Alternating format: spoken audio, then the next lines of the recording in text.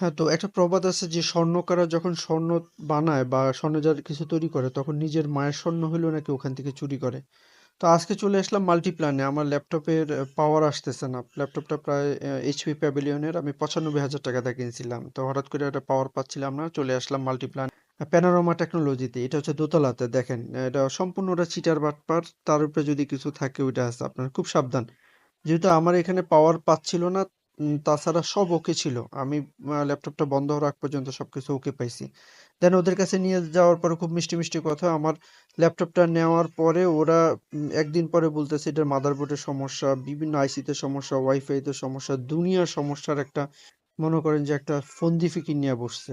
দেন 12,000 টাকা বিল বানাইলো, এটা নিয়ে অনেক তর্ক বিতর্ক, লাস্ট অব্দি আমি পুলিশ আনানোর মতো একটা অবস্থা। আর বলার কোনো ভাষা নাই। মানে এই দেশে হয়রানি বা মানে চোর, ছেঁচড়, বাটপার, যাই হোক আপনারা খুব সাবধান থাকবেন। এই প্যানোরামা